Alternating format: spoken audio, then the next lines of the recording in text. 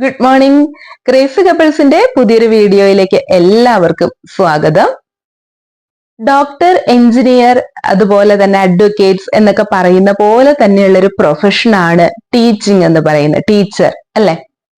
അപ്പോ ടീച്ചിങ്ങിന് ഒരു പ്രത്യേകതയുണ്ട്, നോബിൾ പ്രൊഫഷനാണ്. Teaching is a noble profession. അങ്ങനെ നോബിൾ പ്രൊഫഷൻ ആണെന്ന് പറയാൻ ഒരു കാരണം എന്ന് വെച്ച് കഴിഞ്ഞാൽ ഈ പറയുന്ന ഡോക്ടേഴ്സ്, എഞ്ചിനീയേഴ്സ്, അഡ്വക്കേറ്റ്സ് അല്ലെ, ചാർട്ടേഡ് അക്കൗണ്ടൻസ് എന്ന് വേണ്ട ഈ പ്രൊഫഷൻസ് എല്ലാം ഉരുത്തിരിഞ്ഞു വരുന്നത് ഏതിലൂടെയാണ്? ഒരു ടീച്ചറിലൂടെയാണ്, ടീച്ചേഴ്സിലൂടെയാണ്, അധ്യാപകരിലൂടെയാണ്. ഈ പറയുന്ന ഓരോ ഡോക്ടറും എഞ്ചിനീയറും ഒക്കെ നമ്മുടെ രാജ്യത്ത് ഉണ്ടാകുന്നത് എങ്കിൽ തീർച്ചയായിട്ടും നമുക്ക് ആ ഒരു ജോലിയിൽ അഭിമാനിക്കാം അല്ലെ. അപ്പൊ ഞാനൊരു ടീച്ചറാണ് എന്നുള്ളതിൽ തീർച്ചയായിട്ടും അഭിമാനം ഉൾക്കൊള്ളുന്നു. ഈ വീഡിയോ കണ്ടുകൊണ്ടിരിക്കുന്ന എല്ലാ ടീച്ചേഴ്സിനും, അതുപോലെ ടീച്ചിങ് എന്ന് പറയുന്ന പ്രൊഫഷനിലേക്ക് ഇപ്പോ കാലെടുത്ത് വെച്ചിട്ടുള്ള യങ്ങായിട്ടുള്ള ടീച്ചേഴ്സിനെ പ്രത്യേകമായിട്ട് അവർക്ക് വേണ്ടിയിട്ടാണ് ഈ ഒരു വീഡിയോ ഡെഡിക്കേറ്റ് ചെയ്യുന്നത്. ഓക്കെ, അതായത് അവർക്ക് മാത്രമല്ല കേട്ടോ വീഡിയോ ഇതിപ്പോ ഉദ്ദേശിച്ചിട്ടുള്ളത്. ഇത് നിങ്ങൾക്ക് കാണുമ്പോൾ സ്റ്റുഡൻസിന് നിങ്ങളുടെ തീർച്ചയായിട്ടും അഭിപ്രായം കമന്റ്സ് ആയിട്ട് ഇതിനോട്, ഞാൻ പറയുന്ന കാര്യങ്ങളോട് എഗ്രി ചെയ്യുന്നുണ്ടെങ്കിലും നിങ്ങൾക്ക് വിയോജിപ്പാണെങ്കിലും നിങ്ങൾക്കത് കമന്റ്സിലൂടെ രേഖപ്പെടുത്താം. അതുപോലെ തന്നെ ഇത് കണ്ടുകൊണ്ടിരിക്കുന്ന പാരന്റ്സിന് അവർക്കും അതുപോലെ അഭിപ്രായങ്ങളായിട്ട് രേഖപ്പെടുത്താം. അപ്പോ ഇതൊരു റിക്വസ്റ്റഡ് വീഡിയോ ആണ്. എന്തുകൊണ്ടെന്ന് വെച്ചാല് ഞാൻ പഠിപ്പിച്ചിട്ടുള്ള എൻ്റെ സ്റ്റുഡൻസ് തന്നെ ഇപ്പോ ടീച്ചറായിട്ട് അവർക്ക് ജോലി കിട്ടി കഴിഞ്ഞപ്പോ എൻ്റെ അടുത്ത് ചോദിച്ച കുറച്ച് ടിപ്സ് ആണ്. അവർക്ക് ആകെ ടെൻഷൻ ആവുന്നു, പേടിയാവുന്നു, എങ്ങനെയായിരിക്കും കുട്ടികള്, ഇപ്പോഴത്തെ കുട്ടികളെയൊക്കെ എങ്ങനെയാണ് ഡീല് ചെയ്യുക, എത്രത്തോളം നമ്മൾ സബ്ജക്റ്റ് പ്രിപ്പറേഷൻ നടത്തണം, എങ്ങനെയാണ് 50 മിനിറ്റ് മാക്സിമം 1 അവർ ആണ് ഒരു പീരീഡ് എന്ന് പറയുന്നത്. പക്ഷെ ആ 1 അവർ ആണെങ്കിലും 50 മിനിറ്റ് ആണെങ്കിലും അത് 50 മണിക്കൂറുകൾ പോലെ ഫീൽ ചെയ്യുന്നു. അപ്പൊ എന്തൊക്കെയാണ് ശ്രദ്ധിക്കേണ്ടത് എന്നുള്ള കാര്യങ്ങളൊക്കെ അവരിങ്ങനെ ചോദിച്ചപ്പോ അവർക്കായിട്ട് പറഞ്ഞു കൊടുത്തു. അപ്പൊ ഞാൻ വിചാരിച്ചു ഇതുപോലെ തന്നെയുള്ള ഇപ്പോ പുതിയതായിട്ട് നമ്മുടെ, അതായത് ഒരു 10, 23, 24 വയസ്സൊക്കെ ആവുമ്പോഴത്തേക്കും ഓൾമോസ്റ്റ് ടീച്ചിങ് ജോബിലേക്ക്, ഇനി അങ്ങനെയൊന്നും ഇല്ല, ഏജ് ഒന്നും ഇതിനകത്ത് ഒരു റെസ്ട്രിക്ഷൻ അല്ല, എന്നാൽ പോലും ഇപ്പൊ പഠിച്ചിറങ്ങിയ കുട്ടികളെന്നാട്ടോ ഞാൻ ഉദ്ദേശിച്ചത്. പഠിച്ചിറങ്ങി പുതിയ നമ്മുടെ ടീച്ചേഴ്സ് ആയിട്ടുള്ള ആളുകൾക്കുള്ള 1-2 കാര്യങ്ങളാണ് ഈ ഒരു വീഡിയോയിൽ ഉൾപ്പെടുത്തുന്നത് കേട്ടോ. അപ്പോ APJ അബ്ദുൽ കലാം സാറിന്റെ അടുത്ത് ഒരു സ്റ്റുഡന്റ് ഇന്റർവ്യൂവിൽ ചോദിച്ചൊരു ചോദ്യമാണ്, ആരായിരുന്നു അദ്ദേഹത്തിനെ ഇൻഫ്ലുവൻസ് ചെയ്തിട്ടുള്ള ഒരു ടീച്ചർ? എന്തായിരുന്നു അങ്ങനെ ഇൻസ്പയർ ചെയ്യാൻ കാരണമെന്നായിരുന്നു അദ്ദേഹത്തോട് ചോദിച്ചത്. അതിന് അദ്ദേഹം കൊടുത്ത മറുപടിയാണ്, അദ്ദേഹത്തിന് 10 വയസ്സുള്ളപ്പോൾ അദ്ദേഹത്തെ സയൻസ് പഠിപ്പിച്ച ടീച്ചറായിരുന്നു അദ്ദേഹത്തെ ഏറ്റവും കൂടുതൽ സ്വാധീനിച്ചിട്ടുള്ളത് എന്നാണ് പറയുന്നത്. അത് പറഞ്ഞ 2 കാര്യങ്ങൾ ഇതാണ്. ആ ടീച്ചർ എന്ന് പറയുന്നത് റേഡിയേറ്റ് ദ നോളജ്, അതുപോലെ തന്നെ radiate the purity of life. അറിവുകൾ കൊണ്ട് മാത്രമല്ല, അറിവ് പകർന്നു നൽകുന്നതിനോടൊപ്പം ജീവിതം എന്ന് പറയുന്നതിന്റെ ഒരു ക്വാളിറ്റി അതും കൂടി തിരിച്ചറിയാനായിട്ട് സഹായിച്ച ഒരു ടീച്ചർ ആയിരുന്നു എന്ന് അദ്ദേഹം പറയുന്നുണ്ട്. അപ്പോ ഈ പറയുന്ന ഓരോരുത്തരിലും ഏറ്റവും നമുക്ക് അഭിമാനിക്കാവുന്ന, അല്ലെങ്കിൽ ഒരുപാട് നമുക്ക് എനിക്ക് വാക്കുകൾ കിട്ടുന്നില്ല, അത്രയും നമുക്ക് ഇഷ്ടത്തോടു കൂടി ചെയ്യാൻ പറ്റുന്ന ഒരു കാര്യമാണ്. മറ്റൊന്നുമല്ല, ബാക്കിയുള്ളതെല്ലാം ഇപ്പൊ ചില ജോബ് എന്ന് പറഞ്ഞു കഴിയുമ്പോൾ ക്ലയൻസുമായിട്ട് ഇടപഴകുന്നുണ്ട്, അല്ലെങ്കിൽ ഇപ്പൊ ഓഫീസ് റിലേറ്റഡ് ഒക്കെ ആണെങ്കിൽ നമ്മുടെ മുമ്പിൽ ഇരിക്കുന്ന ക്ലറിക്കൽ ഫയലുകളോ കമ്പ്യൂട്ടറോ ഒക്കെ ആയിരിക്കും അല്ലെ. നമ്മൾ ഇടപഴകുന്നത് രാവിലെ തുടങ്ങി വൈകിട്ട് വരെ ജീവനുള്ള, അതും ഏറ്റവും വൈബ്രന്റ് ആയിട്ടുള്ള ഒരു തലമുറയുടെ അടുത്താണ് നമ്മൾ ഇടപഴകുന്നത്. അപ്പൊ തീർച്ചയായിട്ടും നമുക്ക് അതിനകത്ത് കുറച്ച് കാര്യങ്ങൾ ശ്രദ്ധിക്കേണ്ടതുണ്ട്. അതില് ഏറ്റവും അതായത് ഒരു ക്ലാസ്സിലെ ടീച്ചർക്ക് നല്ലൊരു അഭിപ്രായം സ്റ്റുഡൻസിന്റെ ഇടയിൽ നിന്ന് പിടിച്ചു പറ്റാനായിട്ട്, നല്ല നിലയിൽ ഈ ഒരു ഫീൽഡിൽ ശോഭിക്കാനൊക്കെ ആയിട്ട് സഹായിക്കുന്ന കുറച്ച് കാര്യങ്ങളാണ്. അതിൽ ഏറ്റവും ആദ്യം പറയേണ്ട ഒരു കാര്യമാണ് ആറ്റിറ്റ്യൂഡ് ആൻഡ് അപ്പിയറൻസ്. ഇപ്പൊ ഞാൻ പറഞ്ഞില്ലേ, പുതുതായിട്ട് ആ ജോലിയിലേക്ക് പ്രവേശിക്കുന്ന ടീച്ചേഴ്സിനെ സംബന്ധിച്ചിടത്തോളം ഏറ്റവും കൂടുതൽ നമ്മൾ ഈ ഒരു പ്രൊഫഷനിൽ ശ്രദ്ധിക്കേണ്ട കാര്യമാണ് നമ്മുടെ ആറ്റിറ്റ്യൂഡും അപ്പിയറൻസും.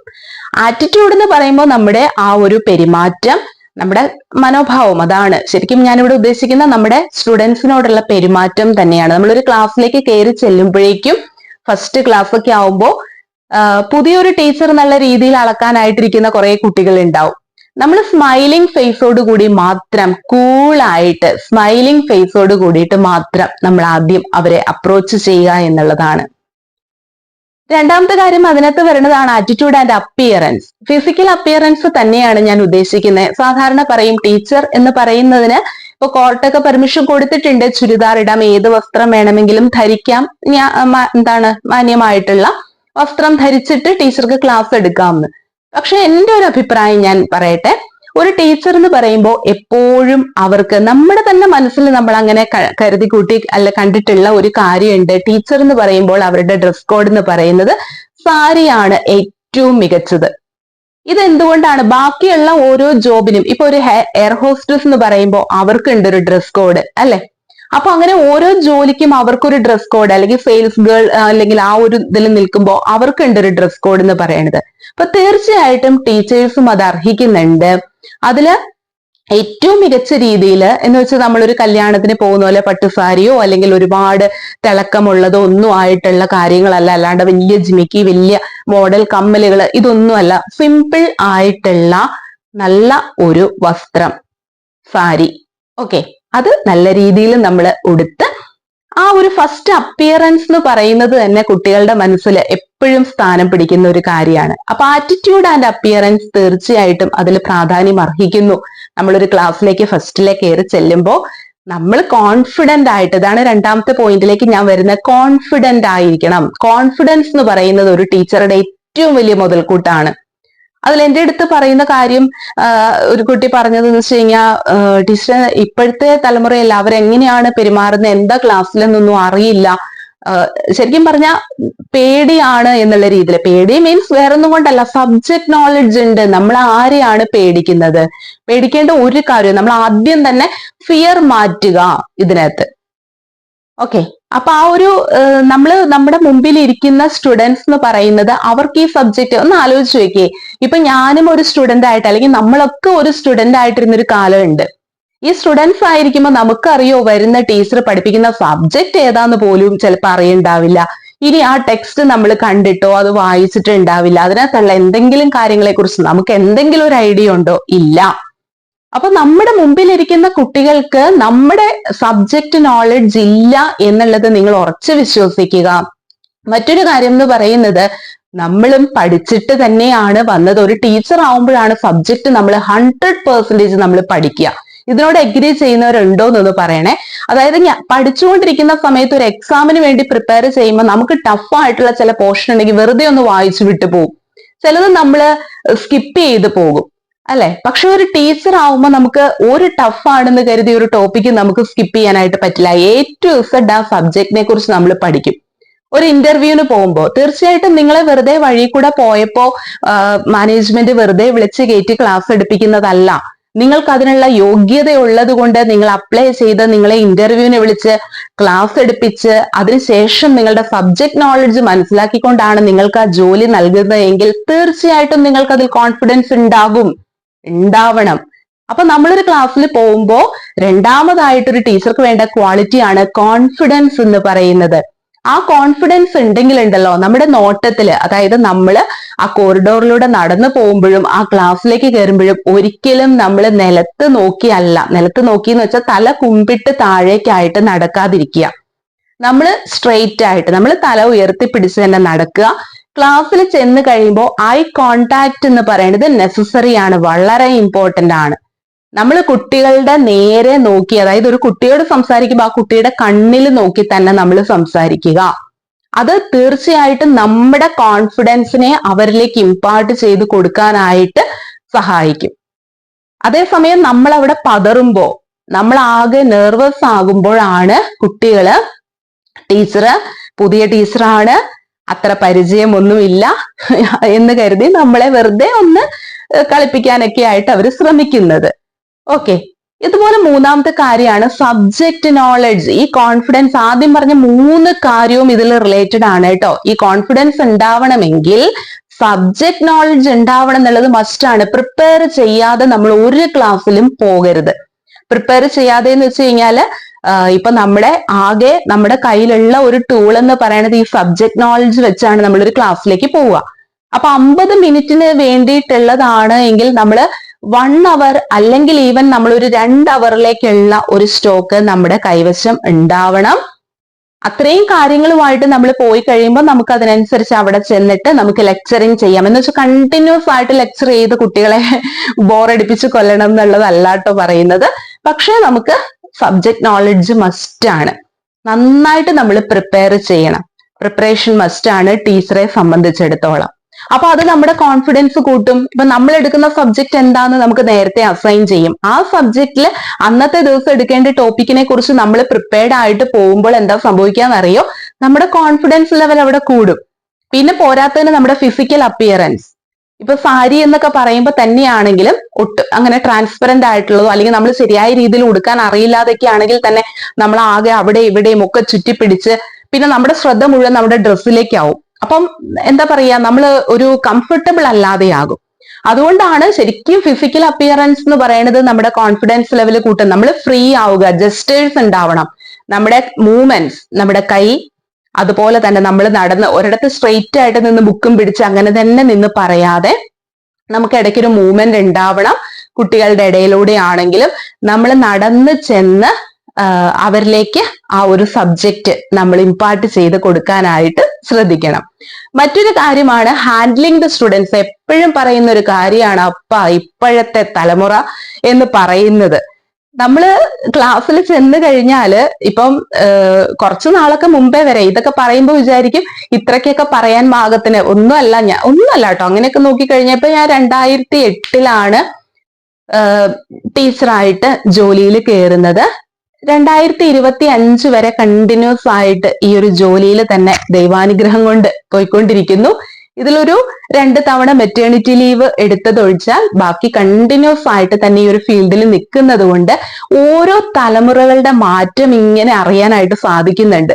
ഇപ്പൊ 2008-11 ഒരു ബാച്ചിന്റെ കാര്യങ്ങളായിരിക്കില്ല 2016-19 വരുമ്പോഴേക്കും, വീണ്ടും 22-25 വരുമ്പോഴത്തേക്കും അത് വീണ്ടും മാറിക്കഴിഞ്ഞു. അപ്പോ ഇതുപോലെ ജനറേഷൻ ഇങ്ങനെ മാറിക്കൊണ്ടിരിക്കുക എന്ന് പറഞ്ഞു കഴിയുമ്പോൾ ഇപ്പൊ ഉള്ളവരെ നമ്മൾ ഹാൻഡിൽ ചെയ്യാനായിട്ട് തീർച്ചയായിട്ടും 1-2 സ്ട്രാറ്റജി ഒക്കെ എന്തായാലും എല്ലാ ടീച്ചേഴ്സും അനുഭവങ്ങൾ കൊണ്ട് നമ്മൾ ക്ലാസ്സിൽ പോകുന്ന എക്സ്പീരിയൻസ് കൊണ്ട് നമ്മളെ തന്നെ അവർ പഠിപ്പിക്കും. അങ്ങനെ നമുക്ക് എങ്ങനെ ഇവരുടെ അടുത്ത് നിൽക്കണം എന്നുള്ളതൊക്കെ അറിയാൻ പറ്റും. എന്നിരുന്നാലും എപ്പോഴും ഞാനൊരു കാര്യം പറയാം, കുട്ടികളുമായിട്ട് നമ്മൾ ഫ്രണ്ട്ഷിപ്പ് ക്രിയേറ്റ് ചെയ്തുകൊണ്ടും അവരെ സൂചിപ്പിച്ച് നിർത്തിക്കൊണ്ടും അല്ല അവരുടെ ഇഷ്ടം പിടിച്ചു പറ്റേണ്ടത്. അതിനൊക്കെ അല്പായുസേ ഉണ്ടാവുള്ളൂ. പല ടീച്ചേഴ്സും തെറ്റിദ്ധരിച്ച്, അതായത് യങ് ആയിട്ടുള്ള ടീച്ചേഴ്സ് തെറ്റിദ്ധരിച്ച് വെച്ചിരിക്കുന്ന ഒരു കാര്യമാണ്, അവിടെ അവർക്ക് അടുത്ത വർഷം അല്ലെങ്കിലൊക്കെ നിൽക്കണമെങ്കിൽ കുട്ടികളുടെയും കൂടി ഒരു എന്താ പറയണ ഫീഡ്ബാക്ക് ഒക്കെ മാനേജ്മെന്റ് കളക്ട് ചെയ്യുമ്പോൾ ടീച്ചേഴ്സിന് നല്ലൊരു ഗ്രേഡ് ഈ കുട്ടികൾ തരണമെങ്കിൽ ഇവരെ നമ്മുടെ കൈവശം നിർത്തണം. ഇവരെ ഒന്ന് സോപ്പിട്ട് നിർത്തി ഇവരുമായിട്ട് നല്ല കമ്പനി ആയി കഴിഞ്ഞാൽ മാത്രമാണ് മാനേജ്മെന്റിലേക്ക് ഇവര് നല്ല ഇൻഫർമേഷൻ കൊടുക്കുള്ളൂ എന്നുള്ളത് നിങ്ങളുടെ വെറും തെറ്റായ ധാരണയാണ്. അവരപ്പോഴത്തെ അവരുടെ കാര്യങ്ങൾ കാണാൻ വേണ്ടിയിട്ട് മാത്രമാണ് തിരിച്ചും ടീച്ചേഴ്സിനെ സുഖിപ്പിച്ചു നിർത്തുന്നത്, ഇന്റേണൽ മാർക്ക്, അറ്റൻഡൻസ് തുടങ്ങിയ കാര്യങ്ങൾക്കായിട്ട്. അതല്ലാതെ ആസ് എ ടീച്ചർ അവരുടെ മനസ്സിൽ നിങ്ങളോട് ഇഷ്ടം തോന്നണമെങ്കിൽ മെയിൻ ആയിട്ട് വേണ്ട കാര്യം, നമ്മൾ എടുക്കുന്ന സബ്ജക്റ്റ് അതിൽ എത്രത്തോളം ആ ടീച്ചർക്ക് സബ്ജക്റ്റ് നോളജ് ഉണ്ട്, അത് അവരെങ്ങനെ പ്രസന്റ് ചെയ്യുന്നു, അത് എത്രത്തോളം ആ കുട്ടികളുടെ ബെനിഫിറ്റിന് വേണ്ടിയിട്ടാണ്, അവർക്ക് മനസ്സിലാകുന്ന ഭാഷയിൽ അവർക്ക് മനസ്സിലാകുന്ന രീതിയിൽ എത്ര തവണ വേണമെങ്കിലും എടുത്തു തരാനായിട്ട് എന്റെ ടീച്ചർ വില്ലിങ് ആണ്. അപ്പൊ എന്റെ ടീച്ചർ എനിക്ക് വേണ്ടിയിട്ട് ഹാർഡ് വർക്ക് ചെയ്യുമ്പോൾ അറ്റ്ലീസ്റ്റ് ഞാൻ അതൊന്ന് കേട്ടിരിക്കുക, മനസ്സിലാക്കുക എന്നുള്ളത് എന്റെ ആവശ്യമാണ് എന്ന് കുട്ടികൾ തിരിച്ചറിയുമ്പോഴാണ് ആ ടീച്ചർക്ക് അവിടെ ഒരു വില ഉണ്ടാവുള്ളൂ. അങ്ങനെ ചെയ്യുമ്പോൾ മാത്രമാണ് ആസ് എ ടീച്ചർ അവർക്ക് എന്ത് കിട്ടുക, കുട്ടികളിൽ നിന്ന് സ്നേഹവും ബഹുമാനവും ഒക്കെ കിട്ടുന്നത്. അപ്പോൾ ദേ സ്റ്റാർട്ട് ലവിങ് യു. അപ്പോൾ തുടങ്ങിയാണ്, അല്ലാതെ മറ്റുള്ളതൊക്കെ അല്പായുസ് മാത്രമേ ഉള്ളൂ കേട്ടോ. അപ്പോ ആ ഒരു കാര്യം കൂടി എന്റെ കൂടെ പറയുകയാണ്. അപ്പോൾ സ്റ്റുഡൻസിനെ ഹാൻഡിൽ ചെയ്യാന്ന് പറയുമ്പോണ്ടല്ലോ, ഒരു ക്ലാസ്സിൽ ഇപ്പോ നല്ല ബ്രില്യന്റ് ആയിട്ടുള്ള കുട്ടികൾ ഉണ്ടാവും, ഒരു എബവ് ആവറേജ് ആയിട്ടുള്ളവര്, ബിലോ ആവറേജ് ആയിട്ടുള്ളവര്, അതുപോലെ തന്നെ ലേസി ആയിട്ടുള്ള ഒന്നും പഠിക്കണ്ട അങ്ങനെയുള്ള നമ്മളെ ഇങ്ങനെ ഇറിറ്റേറ്റ് ചെയ്യാൻ പാകത്തിന് ഇരിക്കുന്ന കുറച്ച് കുട്ടികൾ ഉണ്ടാവും. ഇവരൊക്കെ തിരക്കി ഇരിക്കുന്ന ഒരു ക്ലാസ്സില് നമ്മൾ അവിടെ ചെന്ന് കഴിയുമ്പോൾ കുറച്ചുപേര് പഠിക്കാൻ വേണ്ടി ശ്രദ്ധയോടെ ഇരിക്കുമ്പോൾ മറ്റു കുറച്ചുപേര് അവരെ ശ്രദ്ധിക്കാൻ വേണ്ടിയിട്ടുള്ള കാര്യങ്ങളായിരിക്കും ചെയ്തുകൊണ്ടിരിക്കുന്നത്. അപ്പൊ ഇങ്ങനെ ഒരു ക്ലാസ്സിൽ നമ്മൾ എന്ത് ചെയ്യണം? 5ാമത്തെ പോയിന്റ് അതാണ്, മേക്ക് സം സ്ട്രാറ്റജി. ഇത് നമുക്കിപ്പോ ഓരോന്നും പറയാൻ പറ്റില്ല കേട്ടോ. ഇതിപ്പോ എനിക്കിപ്പോ ഇതിലൂടെ പറഞ്ഞു തന്നാൽ എന്താ ഒരു പ്രശ്നം എന്ന് വെച്ച് കഴിഞ്ഞാല്, അടുത്ത ദിവസം ഞാൻ ക്ലാസ്സിലേക്ക് തന്നെ പോകേണ്ടത്. അവിടെ ചെല്ലുമ്പോ അവര് പറയും, അപ്പൊ മിസ്സിന്റെ സ്ട്രാറ്റജി ഇതായിരുന്നു അല്ലെ ഞങ്ങളുടെ അടുത്ത്, പിന്നെ ഞാനത് മാറ്റി പിടിക്കേണ്ടതായിട്ട് വരും. എന്നിരുന്നാലും വേറൊന്നുമില്ല, ഇതൊക്കെ നമ്മൾ ഓരോ തവണ ക്ലാസ്സിൽ പോയി നമ്മളിങ്ങനെ അപ്ലൈ ചെയ്ത് നോക്കും ഓരോ തവണ. അതിൽ നമുക്ക് ചില കാര്യങ്ങൾ സക്സസ് ആയിട്ട് തോന്നും. ഒരു കാര്യം എപ്പോഴും പറയാം, കുട്ടികളുടെ ബെനിഫിറ്റിന് വേണ്ടിയിട്ട് കൊടുക്കുന്ന ഏത് രീതിയിലുള്ള ശിക്ഷണവും നല്ലതാണ്. ഒരു ബാഡ് വേർഡ്സ്, മോശമായിട്ട് അവരെ, അതായത് നമുക്ക് എന്താ പറയുക, ശിക്ഷണം എന്ന് പറയണത് ശാസിക്കാം, പക്ഷെ മോശമായിട്ടുള്ള വാക്കുകൾ അവിടെ ഉപയോഗിക്കാതിരിക്കാൻ പ്രത്യേകം ശ്രദ്ധിക്കണം ടീച്ചേഴ്സ് എന്ന് പറയുന്നത്. രണ്ടാമത്തെ കാര്യം, ഇപ്പോ നമ്മളൊരു കാര്യം പഠിപ്പിച്ചുകൊണ്ടിരിക്കുമ്പോ അവര് സംസാരിക്കുന്നു, അവരെ ശ്രദ്ധിക്കുന്നില്ല, നമ്മൾ 1-2 തവണ അവരെ ശ്രദ്ധിക്കുന്നുണ്ട്, അതൊരു വാണിംഗ് പോലെയുള്ള ഒരു നോട്ടം നമ്മളുടെ കണ്ണുകൾ കൊണ്ട് നമുക്ക് കൊടുക്കാം. അപ്പോൾ തന്നെ ഒട്ടുമിക്കതും ഇതൊക്കെ അഡോപ്റ്റ് ചെയ്ത് നോക്കിയിട്ടുള്ള കാര്യമാണ് കേട്ടോ. നമ്മൾ അവരെ അങ്ങനെ നോക്കുന്നുണ്ട് എന്ന് കാണുമ്പോൾ അവരൊന്ന് സൈലന്റ് ആവാറുണ്ട്. പിന്നെ എന്ന് പറഞ്ഞാൽ നമുക്ക് അവരെ സ്റ്റാൻഡപ്പ് പൊസിഷനിൽ നിർത്തിയിട്ട് നമുക്ക് എന്ത് ചെയ്യാം? ഇപ്പൊ പറഞ്ഞ ടോപ്പിക് അവരോട് തന്നെ പ്രസന്റ് ചെയ്യാൻ പറയാം. അവരുടെ തന്നെ ഫ്രണ്ട്സ് അല്ലേ, അവരുടേതായ രീതിയിൽ അവരത് പ്രസന്റ് ചെയ്തോട്ടെ, ആ രീതിയിൽ നമുക്ക് വേണേ പറഞ്ഞു കൊടുക്കാം. അപ്പോ അവരതിന് തയ്യാറായിരിക്കും. പിന്നെ ഒരു കാര്യമുണ്ട്, എന്ത് കാര്യം അവരെ കൊണ്ട് ചെയ്യിച്ചാലും ഉണ്ടല്ലോ, നമ്മൾ പറഞ്ഞേക്കുക, ഇതിനൊക്കെ അഡീഷണൽ ആയിട്ട് ഇന്റേണൽ ആയിട്ടോ മറ്റേതെങ്കിലും രീതിയിൽ വന്നു കഴിയുമ്പോൾ അത് മാർക്കായിട്ടോ ഏതെങ്കിലും രൂപത്തിൽ ഒരു ബെനിഫിറ്റ് ആ കുട്ടിക്ക് കിട്ടുന്നതായിരിക്കണം. ഒന്നെങ്കിൽ ആ കുട്ടിയുടെ കോൺഫിഡൻസ് ലെവൽ ബൂസ്റ്റപ്പ് ചെയ്യാൻ അത് കാരണമാകണം. ഒരു ടീച്ചർ എഴുന്നേപ്പിച്ച് നിർത്തി എന്ന് പറയുന്നത് ബാക്കിയുള്ളവരുടെ മുമ്പിൽ വെച്ച് ആ കുട്ടിയെ ഇൻസൾട്ട് ചെയ്യാനല്ല, നേരെ മറിച്ച് എഴുന്നേപ്പിച്ച് നിർത്തി കഴിഞ്ഞിട്ട് അവരോട് ആ ഒരു ടോപ്പിക്ക് പ്രസന്റ് ചെയ്യാൻ പറഞ്ഞു. എന്തെങ്കിലും ആയിക്കോട്ടെ, ആ കുട്ടി പ്രസന്റ് ചെയ്തു, ശരിയോ തെറ്റോ, പക്ഷെ പ്രസന്റ് ചെയ്തതിനും നമ്മൾ അവരെ ഒന്ന് അപ്രീഷിയേറ്റ് ചെയ്തിട്ട് ഇരുത്തുക. Okay, good. അത് അവർക്ക് കിട്ടുന്ന, പിന്നെ ആ കുട്ടി ആ ടീച്ചറിന്റെ ക്ലാസ്സിൽ എന്തായാലും ശ്രദ്ധിക്കാൻ തുടങ്ങും എന്നുള്ളതാണ് എന്റെ ഒരു കണക്ക് കൂട്ടൽ കേട്ടോ. ഇതൊക്കെ ഓരോ ലെവലിൽ മാറിക്കൊണ്ടിരിക്കും.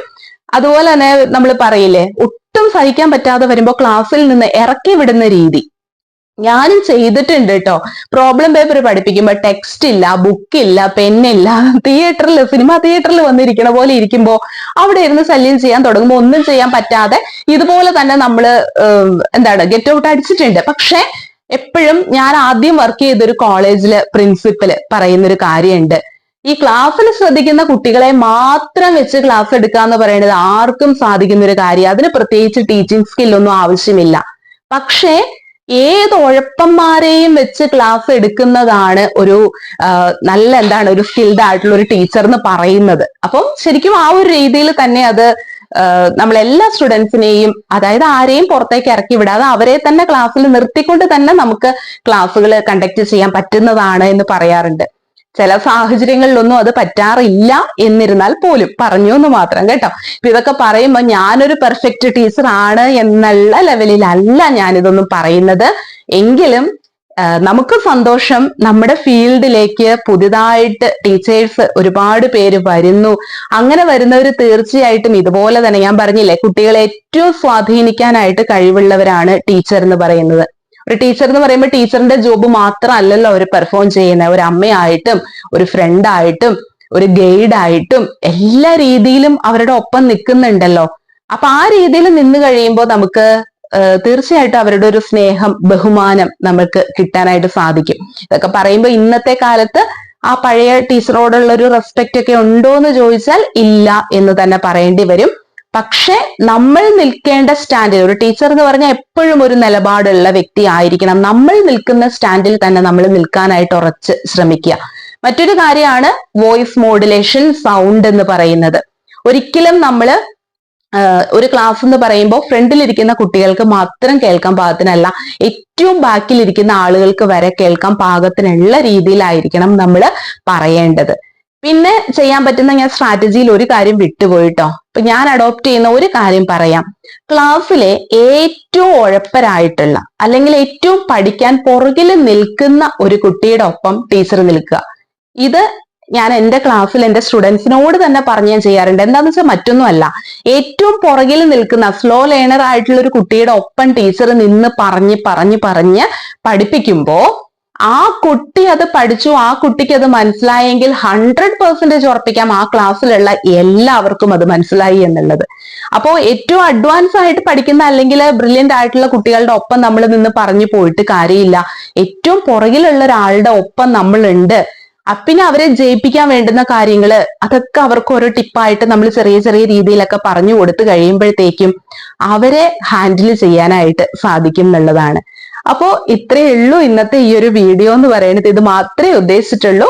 അപ്പൊ ഇത് ടീച്ചേഴ്സിന് വേണ്ടിയിട്ട് മാത്രമേ ഉള്ളതല്ല, ഇത് കുട്ടികൾക്കും. നിങ്ങൾക്ക് ഇതിനോട് എഗ്രി ചെയ്യുന്ന, ഞാൻ പറഞ്ഞില്ലേ ഇത് എഗ്രി ചെയ്യുന്നത് എഗ്രി ചെയ്യാം, നിങ്ങൾ ഡിസഗ്രി ചെയ്യുന്നുണ്ടെങ്കിലും നിങ്ങളുടെ അഭിപ്രായം പറയാം, പാരന്റ്സിനും അതുപോലെ തന്നെ അഭിപ്രായം പറയാം.